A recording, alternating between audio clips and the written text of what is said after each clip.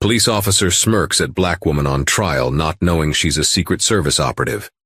A single smirk can change the course of fate. In the hushed corridors of the John Marshall Courts building in Richmond, Virginia, Officer Bradley Decker wore a smug grin that seemed to convey a damning message. He believed he had all the power over a black woman he presumed was just another defendant. But little did he know, the woman standing trial, Veronica Carter, was far from ordinary. Bound by secrecy, yet poised with unshakable dignity, she held within her the power to upend everything, from the crooked alliances fueling this case to the officer's entire world. And soon, everyone would learn the staggering truth. Officer Bradley Decker had been with the Richmond Police Department for over a decade. He was tall and broad-shouldered, with a confident stance that some might call imposing and others might label downright intimidating. His experiences on the force had left him jaded, and his interactions with the community, especially communities of color, were seldom marked by empathy. This day, however, felt like a victory lap to him. He was about to testify in a case he believed was already won. The John Marshall Courts building buzzed with tension. Lawyers hustled through corridors, heads buried in manila folders. Family members of defendants stood by, whispering prayers into clasped hands. Reporters lingered in the lobby, hoping for a sensational angle on the next big story. Somehow, the everyday grind of the courthouse had a more charged atmosphere today. Inside courtroom 4B, sunlight spilled through narrow windows onto worn wooden pews. Officer Decker sat tall in his uniform, his silver badge gleaming in the rays of morning light. He cast an icy glance at the defendant, Veronica Carter.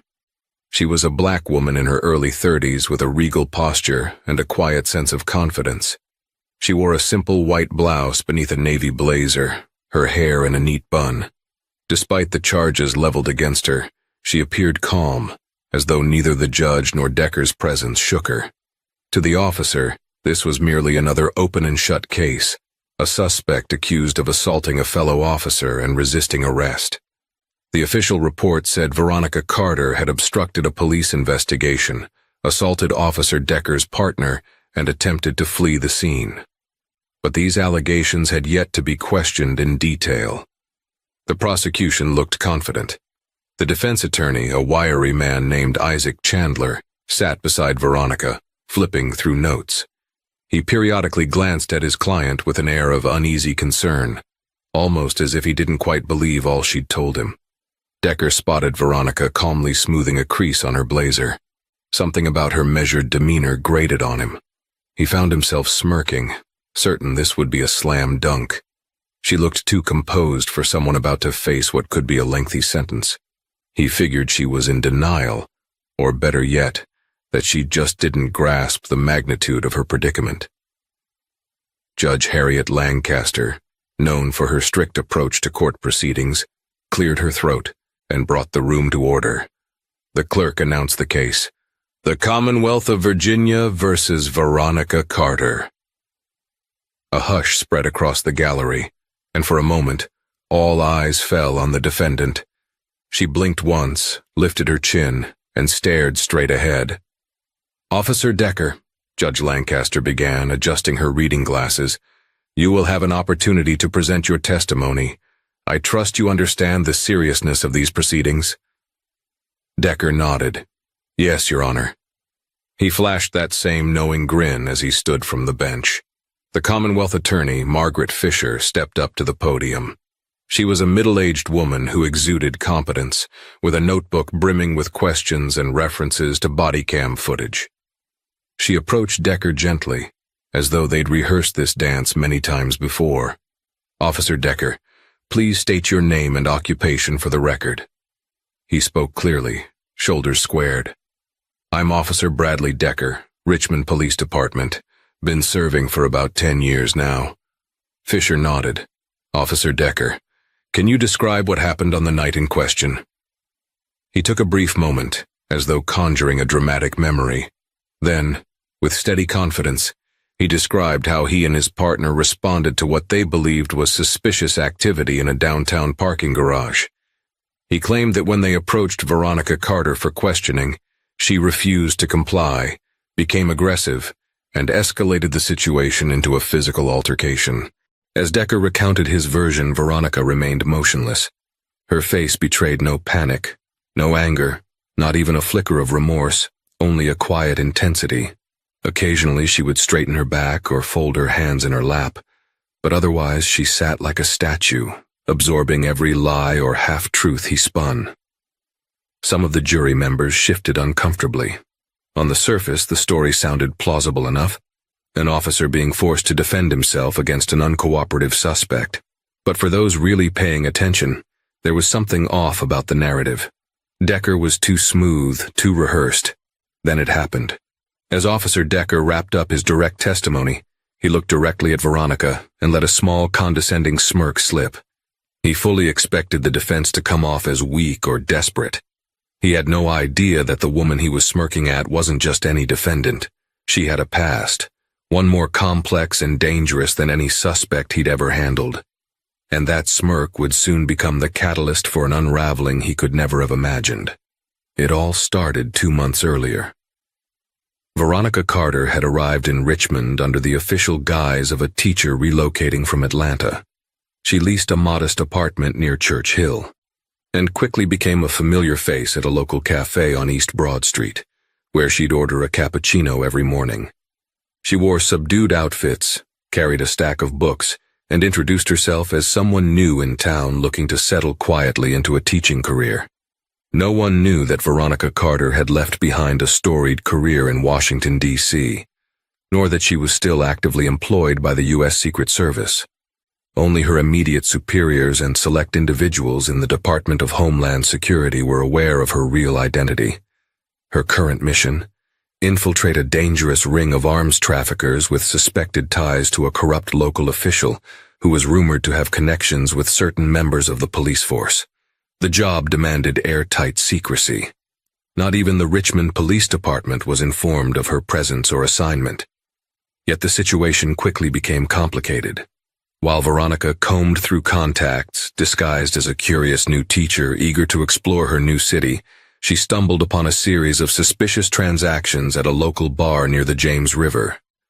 Conversations in hushed tones, coded language about shipments, and interactions with men who seemed above the law piqued her professional instincts.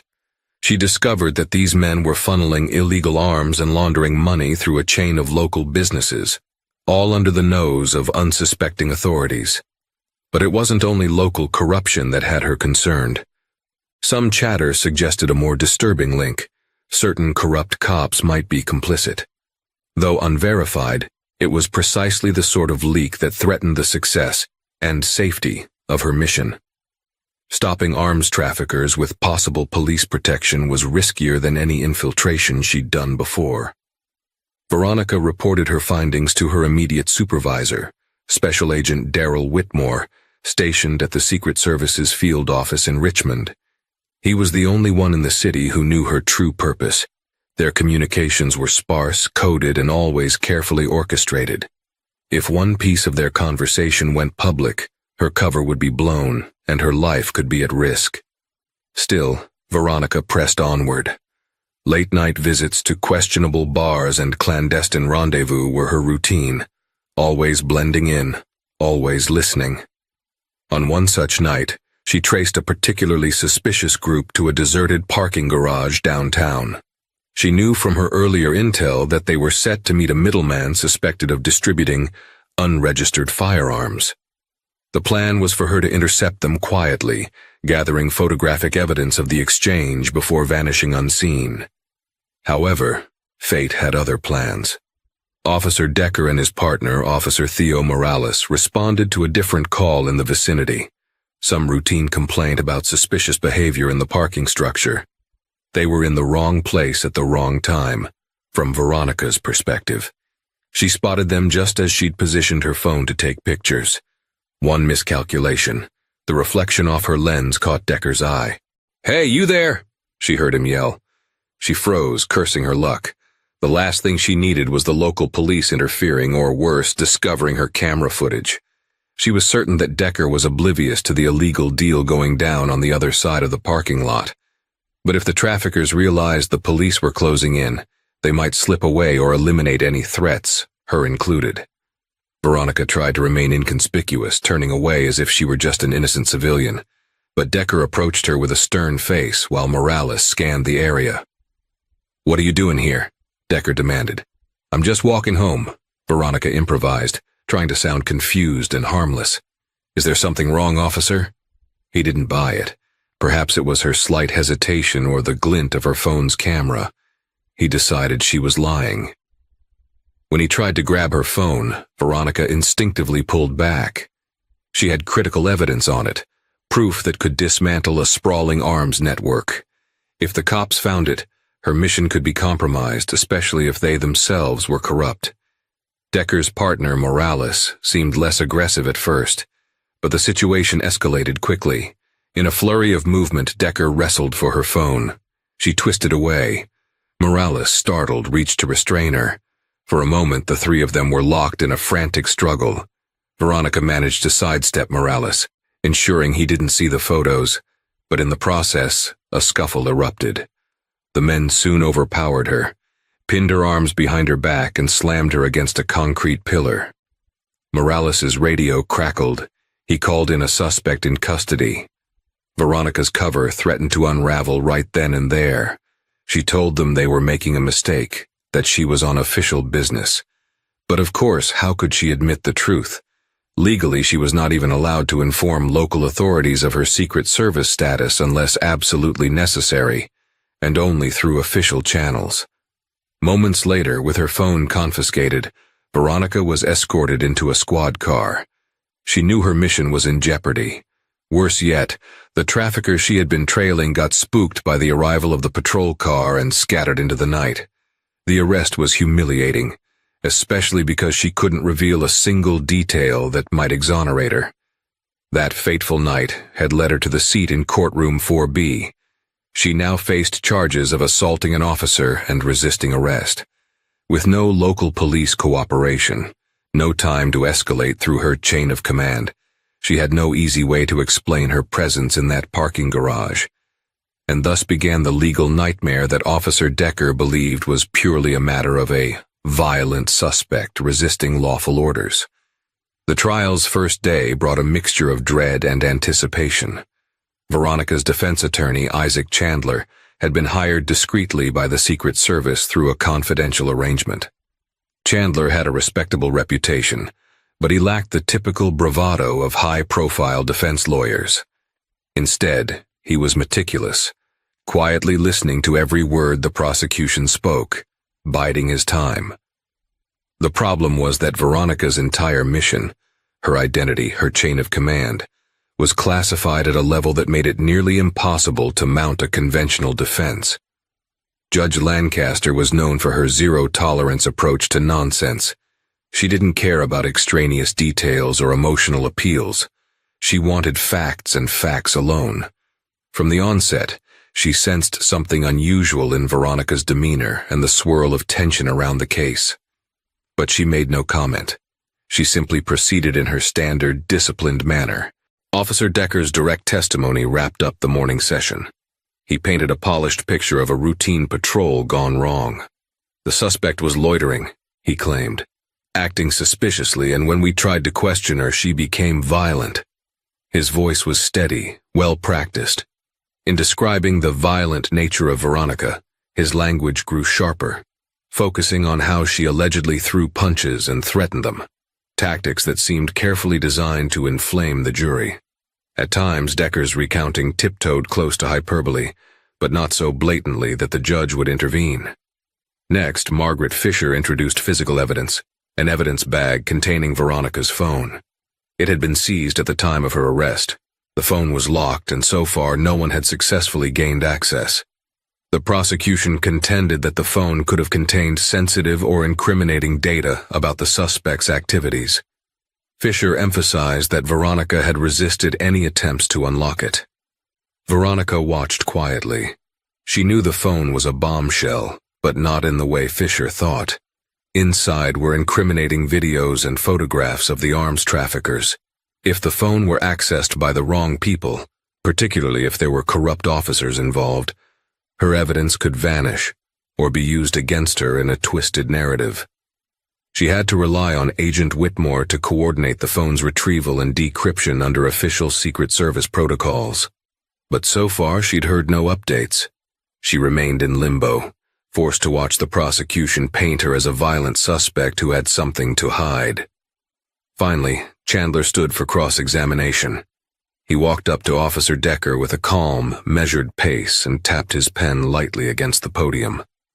"Officer Decker," he began in a precise tone, "you testified that you and your partner responded to a call in that parking garage, correct?" "Yes," Decker replied confidently. "And what was the nature of that call?"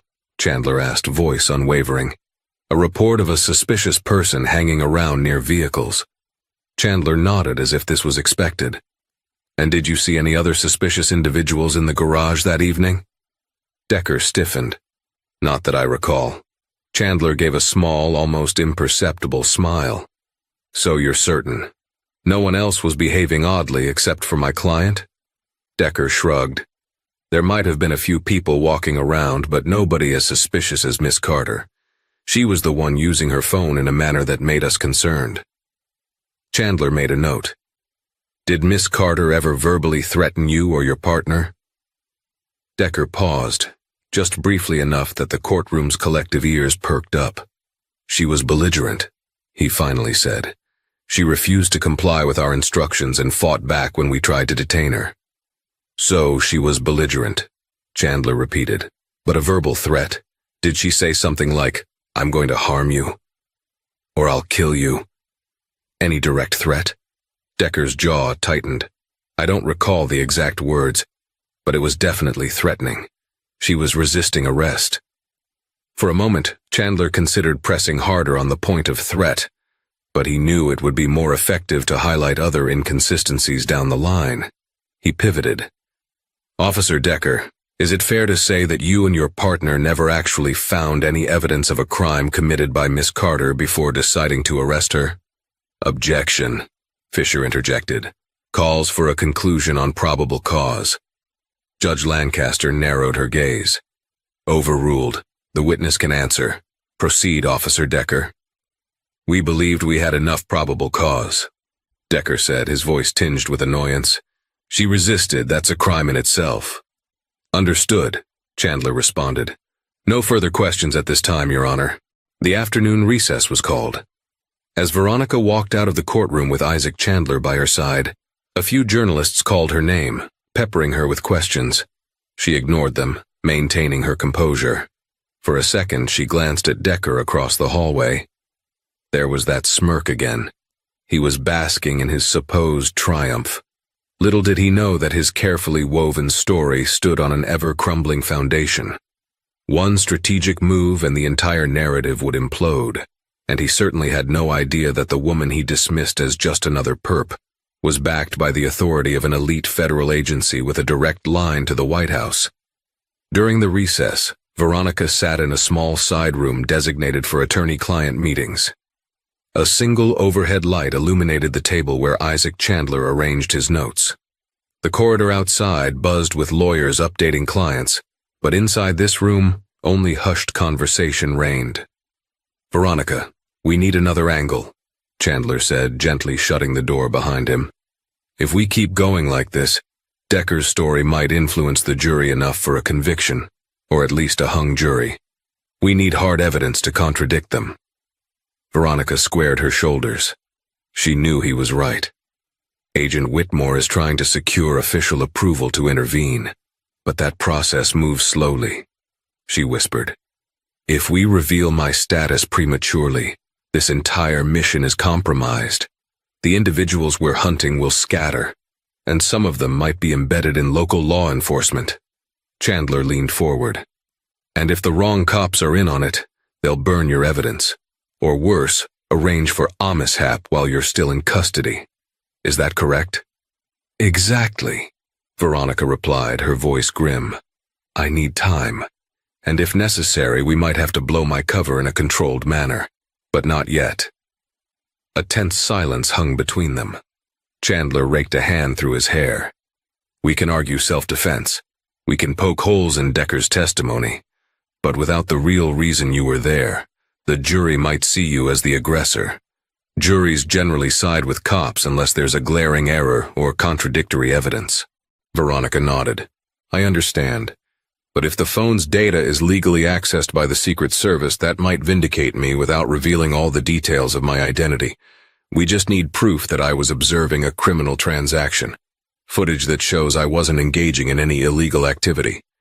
Then your cross-examination can shred Decker's version of events. Chandler sighed and checked his watch. We have about 15 more minutes. I suggest you get some air or do whatever you do to stay calm. This afternoon, the prosecution might call Officer Morales, and we need to see if his testimony matches Decker's exactly. She knew the routine. Cops typically stuck to their partner's story, especially if it involved using force. Rarely did a partner throw the other under the bus. But sometimes a subtle discrepancy could turn the tide. Veronica rose to her feet. She'd catch a moment alone in the hallway. She needed to remind herself of her training, emotional composure under fire. Outside, the corridor was bustling with activity. Defendants in other cases stood anxiously by their attorneys. A local news camera was set up, capturing B-roll footage for the evening broadcast. Veronica kept her head low, avoiding eye contact with the press. Suddenly, she caught a glimpse of a familiar face in the throng of suits and uniforms. It was Agent Darrell Whitmore, wearing civilian clothes but sporting an official ID badge clipped discreetly under his blazer. Their eyes met for a flicker of a second. He nodded once, tilting his head toward a side hallway. Veronica casually walked over. They slipped into a less crowded corridor near a vending machine.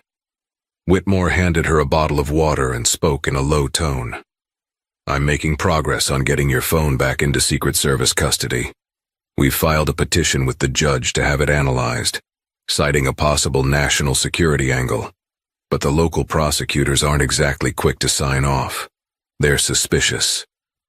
Veronica's relief was tempered by reality. They think I'm some common felon. Why would they cooperate? The courtroom reconvened, and everyone settled into their seats. Soft murmurs died down as Judge Lancaster rapped her gavel. Margaret Fisher, the prosecuting attorney, stood and addressed the room. Your Honor, the Commonwealth would like to call Officer Theo Morales to the stand. Morales approached the witness box with a measured gait.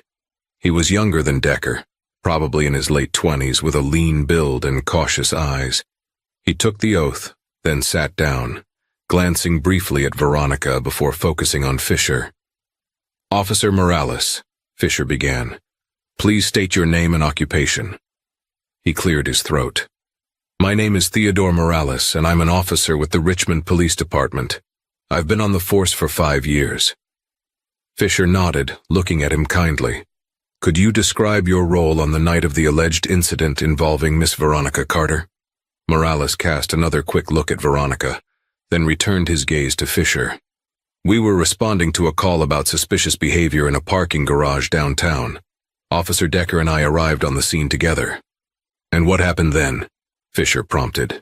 He gave a tight smile reminiscent of someone reluctant to speak. We saw Miss Carter. Well, we saw a woman with a phone. Officer Decker thought she was acting strangely, like she was filming something.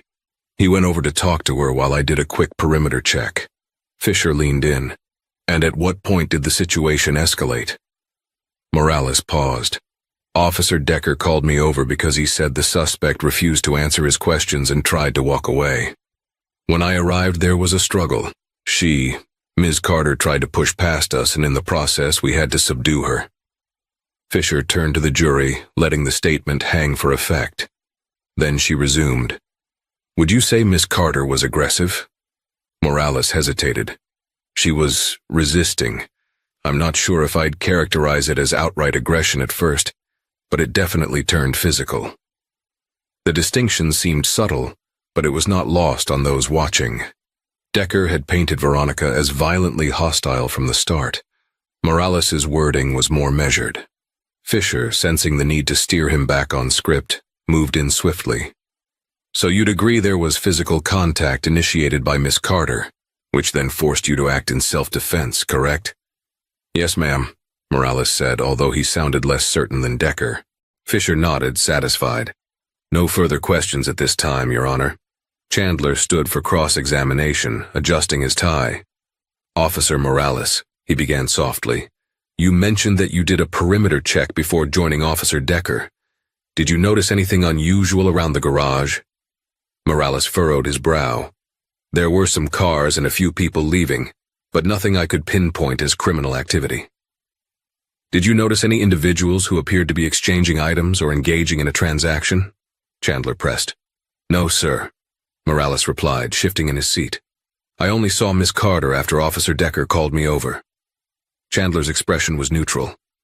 Let's talk about what you saw Miss Carter doing. You said she was using her phone. Was she pointing it at Officer Decker, filming him? Was there a confrontation before that? Morales shook his head slowly. I honestly didn't see her phone's screen. She was holding it at chest level. Officer Decker told me she was filming or taking pictures, but I never actually saw what was on the screen. So your partner told you she was filming, and you took his word for it, correct? I trust my partner, Morales said, sounding slightly defensive. Understood, Chandler said, holding up a hand. Now, when it came to subduing Miss Carter, could you describe exactly how that happened? Morales inhaled deeply. Miss Carter kept saying we were making a mistake and tried to get away. She wasn't throwing punches at me specifically, but she was flailing her arms, trying to protect her phone, I think. Officer Decker grabbed her arm, and I helped. We pinned her to the concrete barrier. Chandler took a few steps closer, lowering his voice as if sharing a secret with the jury. Did Miss Carter at any point verbally threaten you or Officer Decker? Did she say something like, I'm going to attack you or harm you? Morales seemed caught off guard. Not that I recall, sir. Chandler glanced at the jury. So your testimony is that Miss Carter was resisting arrest, but you didn't hear her threaten violence. Am I correct? Yes, sir, Morales confirmed, shoulders sagging slightly. Thank you, Officer Morales. Chandler looked over at the judge. No further questions, Your Honor. Morales stepped down, his eyes flickering with something akin to uncertainty or guilt. Perhaps it was the memory of that night, or the realization that the official story might be more complex. Either way, his testimony, while generally aligning with Decker's, lacked the same certainty. He hadn't categorically stated that Veronica instigated violence, only that she resisted. As the court recessed once more, Veronica felt a small surge of hope. Morales's measured words might be the thread Chandler needed to unravel Decker's narrative. If even the partner wouldn't fully corroborate Decker's depiction of events, then the prosecution's case might not be as airtight as it appeared. Meanwhile, in the back of the room, Agent Whitmore silently observed, his expression unreadable behind folded arms. With Morales's testimony concluded, the next steps in this trial would push them closer to the moment of truth, when Veronica could finally reclaim her phone, expose the arms traffickers, and reveal that the woman on trial was no ordinary defendant at all. That evening, after the court had adjourned for the day, Veronica found herself escorted back to a holding area reserved for defendants out on bail, but still under legal scrutiny. She had been granted bail, but strict conditions limited her movement. She couldn't leave the city without the court's permission, and she had to check in regularly with the local authorities. An ironic twist given that she was technically a federal agent. Isaac Chandler visited her in the quiet meeting room. The overhead fluorescent lights buzzed faintly as he dropped a stack of paperwork onto the table. He looked weary, dark circles under his eyes. I just finished a call with the prosecution's office, he said, taking a seat. They're very confident in their case, but they also mentioned you might have new evidence. Someone's been whispering in their ear about your phone. He arched an eyebrow. That must be your federal contact? Veronica managed a small nod. Yes, Agent Whitmore is pushing for a forensic exam by the Secret Service. Chandler sat back. They know something's going on, but they don't know what. The prosecution is starting to get antsy. I suspect they'll try to expedite the trial. We might have only a day or two before they wrap their arguments. Veronica exhaled, leaning back in her chair. That's too soon. We need the judge to sign off on the phone examination. I can't legally hand it over without a court order, or it'll look like tampering with evidence. Chandler rubbed his temples. I've filed the necessary motions. We should hear by tomorrow morning if the judge grants the forensic request. Until then, we're in a stalemate. She drummed her fingers on the table, glancing at the stack of papers. Any new angle we can use based on Morales' testimony? Potentially. He didn't confirm Decker's assertion that you instigated violence. That helps. We can argue that you were merely defending your property and that Decker escalated the situation. But it's still, he said, she said. And juries often side with law enforcement.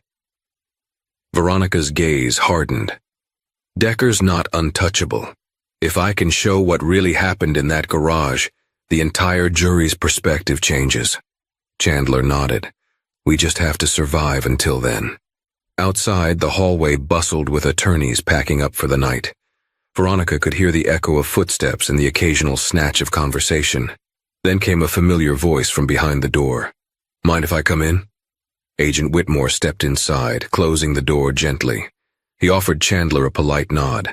Then he turned his attention to Veronica, his face betraying a mix of urgency and reassurance. I've got news, he began. The DOJ is pressing the Commonwealth Attorney's Office. They want your phone to be analyzed by one of our digital forensic experts. No local cops, no outside contractors. If the judge signs off, we'll get immediate access to it. We're working through the night to expedite the paperwork. Veronica let out a slow breath she hadn't realized she was holding. That's the best news I've heard all day. Whitmore gave her a sympathetic smile. Don't celebrate yet. The judge could still block it, or the prosecution could argue for a local examiner. But we're close. He glanced at Chandler. I just hope your cross-examination can hold off any immediate motions for a verdict. Because if they close out this case before we crack open that phone, we'll be in trouble. Chandler gathered his papers. We'll do our best. The prosecution has at least 2 more witnesses scheduled. Some forensic analyst who looked at the phone's exterior for prints, and a bystander they tracked down. That should give us another day. Veronica's heart pounded. A bystander? Did anyone actually see what happened? Chandler shrugged. Apparently someone in the parking garage who claims to have witnessed part of the arrest. The prosecution just found them. We'll have to see what they say. This development unsettled Veronica. Witnesses could be wild cards. But if the bystander's testimony contradicted Decker's story, it might be a blessing in disguise. Let's hope they saw something that helps. Whitmore checked his watch. I have to go. Keep calm, follow Chandler's lead, and we'll get that phone unlocked soon. Once that happens, we'll have concrete evidence that you were there on a legitimate federal mission. I'll make sure it all comes to light. Veronica gave him a resolute nod. Thank you. As Whitmore left, Veronica's mind swirled with questions. She thought of the men in that parking garage, the real criminals. Where were they now? How many guns had slipped through the cracks during her incarceration? The entire reason she risked her cover was to stop these traffickers. Now she was the one on trial, fighting for her reputation and, in some sense, her very life. She turned to Chandler. Tomorrow's going to be pivotal. If the prosecution calls that bystander, we have to be ready to counter any narrative they spin. Chandler's voice was steady. We'll adapt, Veronica. It's what I do. You just keep your composure up there. Composure. The word felt heavier than usual. Veronica thought of her years of training, silent infiltration, hidden earpieces, the tension of tailing suspects through crowded streets. None of that had prepared her for the vulnerability of a public courtroom trial. But she was a professional, and professionals adapt. By tomorrow afternoon, the scales could tip one way or another. Either the judge would allow the phone's forensic analysis, or the prosecution would barrel ahead, seeking a conviction. She looked at Chandler and nodded, steeling herself for the battle still to come. Morning arrived with a crispness in the air, sunlight gleaming off the windows of the John Marshall Courts building.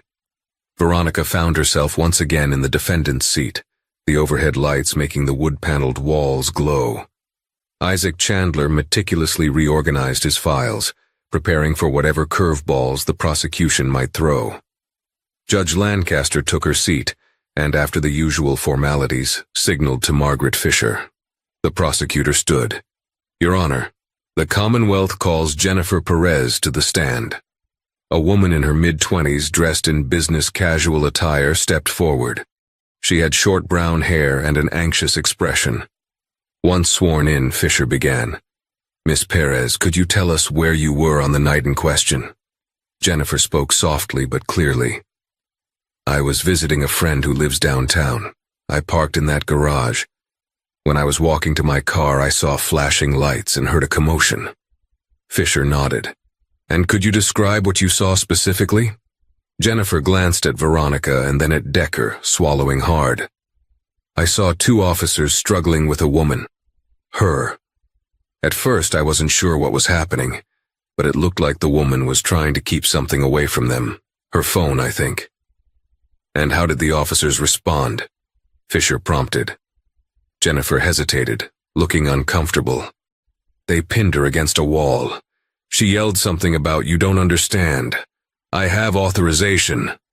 But the officers just told her to stop resisting. Then they forced her hands behind her back and took the phone." The gallery murmured, causing Judge Lancaster to tap her gavel lightly. Fisher continued. "Would you say the woman appeared aggressive? Did she strike the officers?" Jennifer shook her head slowly. I don't know. It looked like she was flailing, but more like trying to protect her phone or push them away, not necessarily attacking.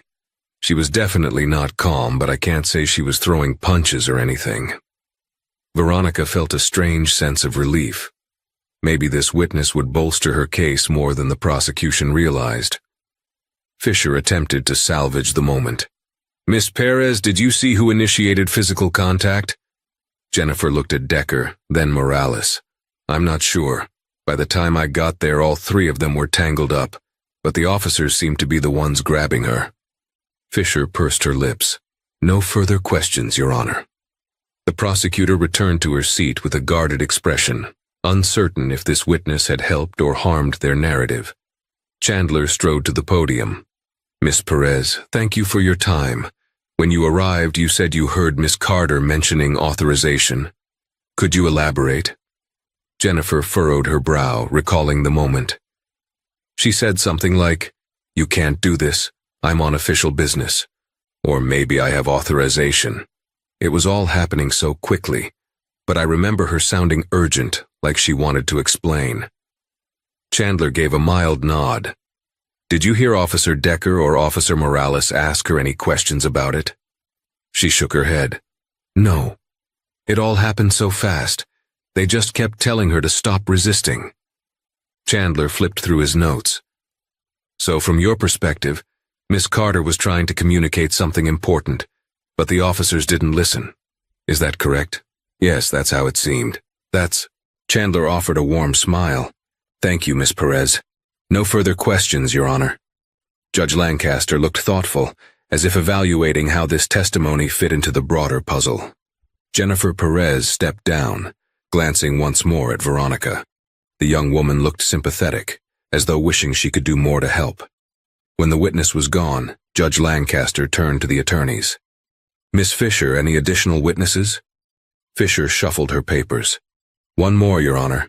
We plan to call an evidence technician from the Richmond Police Department who cataloged Miss Carter's phone." Veronica exchanged a look with Chandler.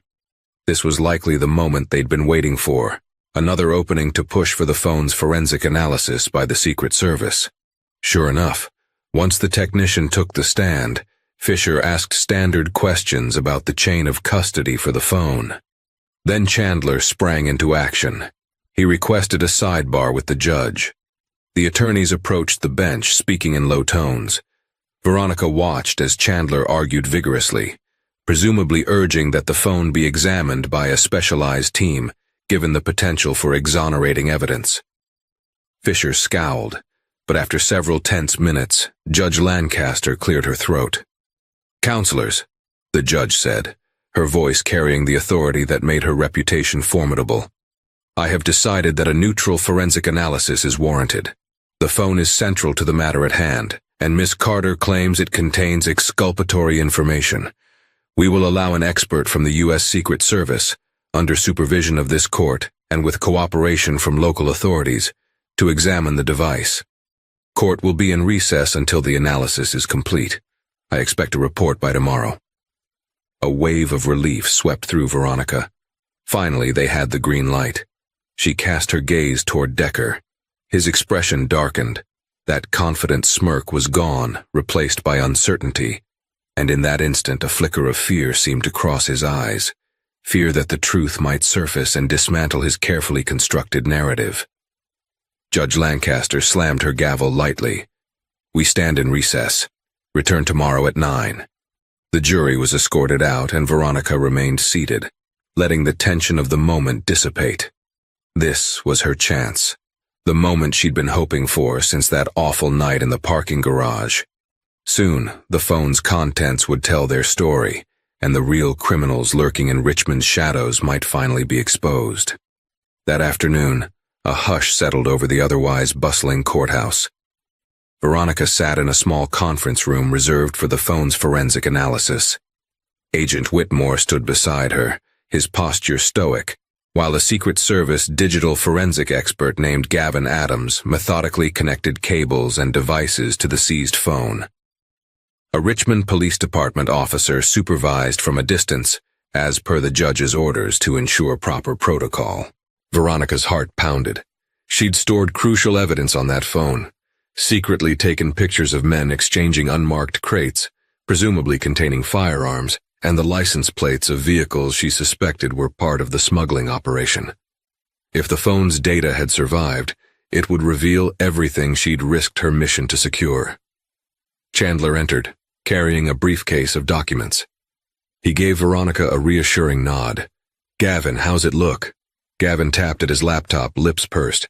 "It's encrypted with multiple layers of security, but we use these systems daily for federal cases. It'll take a bit of time, but we'll crack it." He typed a few commands, eyes scanning lines of code. Just a few more minutes.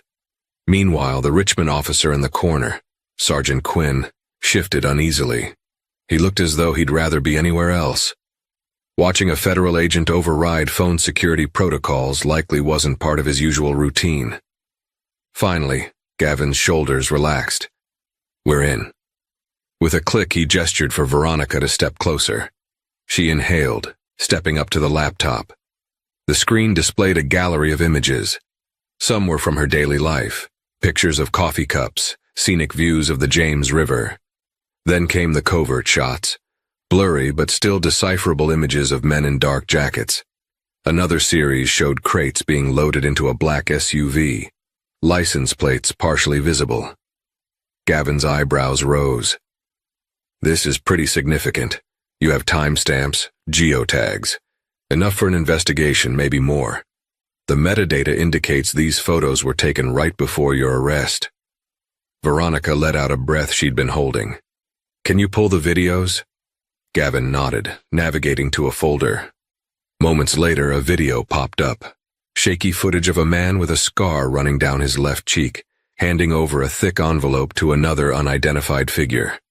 Even with the phone's vantage, it was clear the envelope was stuffed with cash. The crates in the background bore markings that might indicate contraband.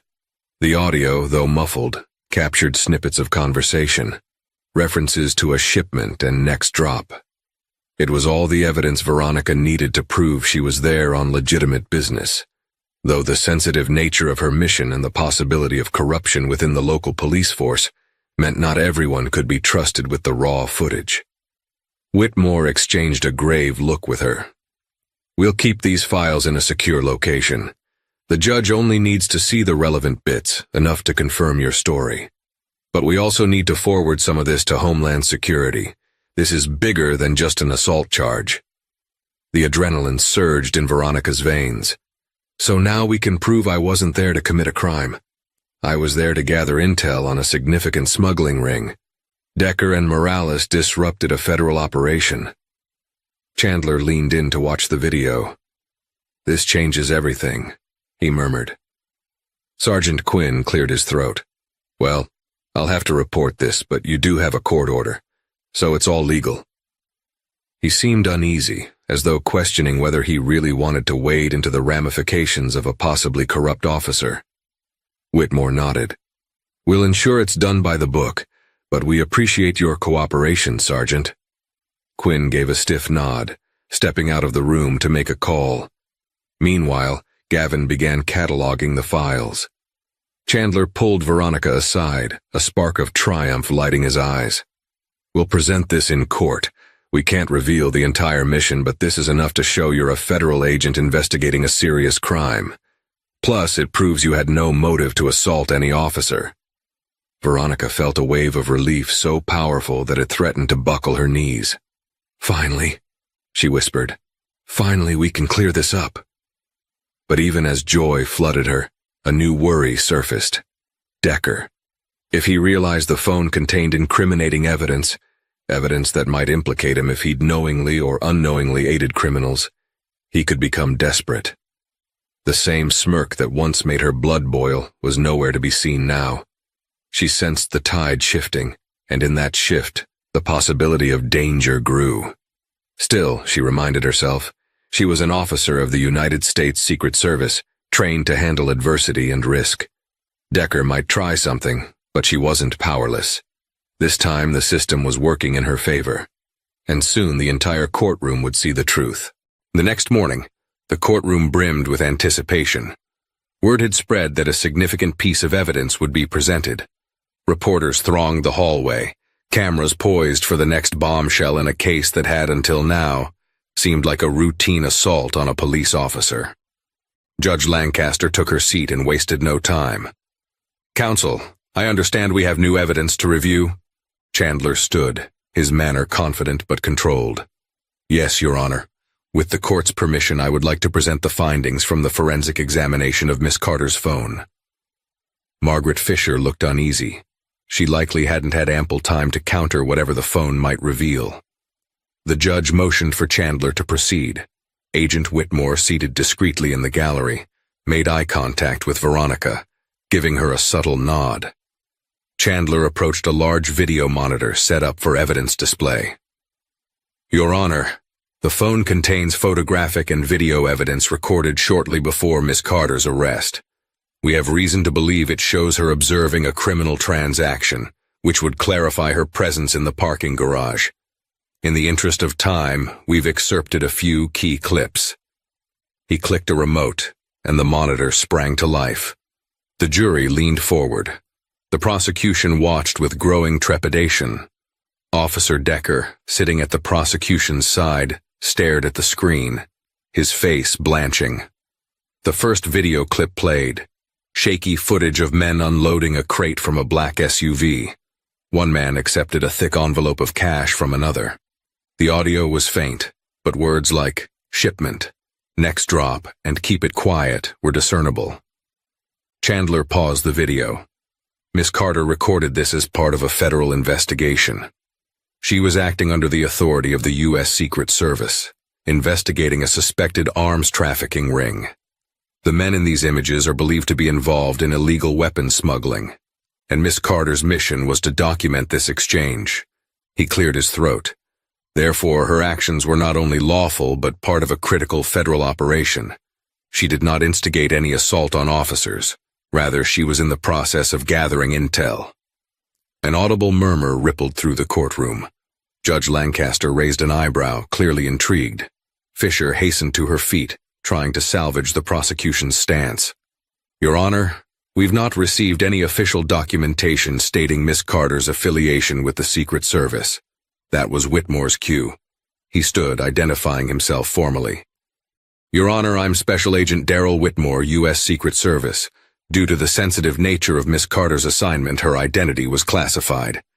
We can, however, confirm her status and the legitimacy of her mission. We have the necessary documentation here. He handed a sealed folder to the bailiff, who passed it to the judge. Judge Lancaster opened it, flipping through the pages with a measured expression. Then she looked at Veronica. Miss Carter, is it true that you were conducting this investigation at the directive of the U.S. Secret Service? Veronica stood, speaking clearly. Yes, Your Honor. Why didn't you disclose this immediately? Veronica met the judge's gaze, her voice unwavering. I was bound by operational secrecy. I attempted to inform Officers Decker and Morales that they were making a grave mistake, but they didn't listen. I also lacked clearance to share these details without authorization. My agency has since intervened to set the record straight. Fisher appeared visibly flustered. She turned to Decker, who looked ready to bolt. His once confident posture had slumped. The evidence on screen and the official documentation from Whitmore were painting an entirely different picture of the so-called violent suspect. The officer's smirk was nowhere in sight. Judge Lancaster frowned. It seems we have a significant development. Miss Carter's actions may well have been lawful, even commendable. The charges against her stand on very shaky ground. Miss Fisher, do you still wish to proceed with this prosecution? Fisher hesitated, cheeks flushing. Your Honor, we will need time to review this new evidence. But given these revelations, the Commonwealth may reconsider. The judge nodded firmly. Then we'll break for recess and reconvene this afternoon. If the Commonwealth finds that Miss Carter was acting under federal authority, I expect a swift resolution. With a final rap of the gavel, the judge ended the session. Whispers broke out among spectators. Reporters rushed to the hallway, phones at the ready to broadcast the day's dramatic turn of events. Officer Decker tried to exit quietly, but Veronica caught his eye. He paused, jaw clenched, sweat beading on his temple. There was no smirk now, only a flash of fear and anger. He muttered something under his breath before pushing his way through the crowd, ignoring reporters' questions. Veronica took a deep breath, scanning the room. The karmic balance had shifted. The truth was out, and Decker's arrogance now stood on the brink of unraveling everything he'd attempted to conceal. Soon enough, the real criminals would be in the crosshairs of a federal task force, and she would no longer stand accused but be recognized for the agent she truly was. Afternoon came, and the tension that filled the John Marshall Courts building earlier had shifted into a kind of electric buzz of anticipation. News vans lined the street outside, and inside, the corridors teemed with curious onlookers and legal professionals eager for the final development in this extraordinary case. Veronica Carter took her seat next to Isaac Chandler, who smiled reassuringly. On the other side of the aisle, Margaret Fisher conferred in hushed tones with Officer Decker, whose face was now ashen. The sense of inevitability hung in the air. Judge Lancaster arrived, promptly calling the court to order. She wasted no time in addressing the elephant in the room. I understand the Commonwealth has had an opportunity to review the evidence and consult with federal authorities. Miss Fisher, do you have an announcement? Fisher stood, clearing her throat. Yes, Your Honor. In light of the corroborating evidence provided by the U.S. Secret Service, we find that Miss Carter was acting under federal jurisdiction and posed no criminal intent. Therefore, we move to dismiss all charges immediately. A sudden flurry of voices erupted and the judge's gavel banged. Veronica felt a surge of gratitude and relief so intense it made her heart pound. Chandler patted her arm, triumphant. Motion to dismiss is granted, Judge Lancaster declared. Miss Carter, you are free to go. Court is adjourned. She rose, casting Veronica a firm yet respectful look before disappearing through a side door. The abrupt end left everyone momentarily stunned. Reporters clambered to get statements. Veronica tried to keep her composure as cameras flashed and microphones were thrust in her face. But she managed a concise response. I was simply doing my job to protect national security. I hope this clarifies things. Meanwhile, Decker looked as though he wanted to sink into the floor. Several internal affairs officers hovered nearby, indicating that the Richmond Police Department wouldn't be letting him off scot-free. Rumors swirled that the feds were now investigating possible ties between local cops and the arms trafficking ring. Veronica stepped outside, inhaling a lungful of fresh air. Agent Whitmore caught up to her, a small grin on his usually stoic face. I believe a debrief is in order, he said quietly. Isaac Chandler joined them, shaking Veronica's hand firmly. Congratulations. Justice prevailed. though it came dangerously close to a fiasco. "It's not over yet," Veronica replied, nodding at Whitmore. "We still have an operation to conclude." Whitmore led her away from the prying lenses of the media, down a side exit where a black SUV awaited. Inside, they found a quiet moment. He handed her a sealed envelope. "Your new assignment directives. We've uncovered additional intel on the trafficking network. We'll be working with local federal task forces to apprehend them." Veronica glanced at the envelope, feeling a surge of renewed purpose. "So I'm back on the job already?" "Of course," Whitmore said, arching a brow. "You've got quite the track record for infiltration." Then he added more softly, "And I'm sorry about this whole ordeal. You shouldn't have had to endure that level of scrutiny, but you handled yourself admirably." She shrugged, a wry smile curving her lips. "Occupational hazard. The important part is that we can now turn our full attention to the criminals." Whitmore nodded in agreement. "We'll be coordinating with the FBI as well, given the scope. Christopher Wray's office is aware. We may need every resource we can get." A wave of pride and resolve washed over Veronica. She'd survived a grueling trial, guarded her identity under immense pressure, and still managed to secure the damning evidence needed to go after a dangerous trafficking ring. Despite Officer Decker's smirk, her professional integrity had remained unshaken. As she settled into the SUV, she reflected on the journey, on how a simple smirk could ignite a maelstrom of false accusations, tension, and near catastrophe. But in the end, justice had been served. The truth prevailed, and the karmic retribution that Decker and his allies would face was only just beginning. Some might call it poetic justice. Others might call it fate. Veronica simply saw it as the natural order of things when deception attempts to overshadow truth. Sooner or later, the illusions crumble. And in that moment of collapse, those who once believed themselves invincible find themselves answering for their actions. In the world of undercover operations and hidden agendas, it's easy to forget that a single moment, or even a single smirk, can unravel every illusion of power. Officer Bradley Decker learned that lesson the hard way, when his smug certainty collided with the unwavering truth of Veronica Carter's secret mission. A trial intended to convict her became the stage for her exoneration and the dramatic exposure of an extensive arms trafficking ring. Now cleared of all charges, Veronica returns to her true calling, ready to dismantle criminal networks and protect national security from the shadows. If you found yourself on the edge of your seat during this story, please remember to like, share, and subscribe. By spreading these tales of intrigue and justice, you help shine a light on the hidden heroes and unstoppable truths that drive our world. Stay tuned for more gripping accounts, and thank you for your support.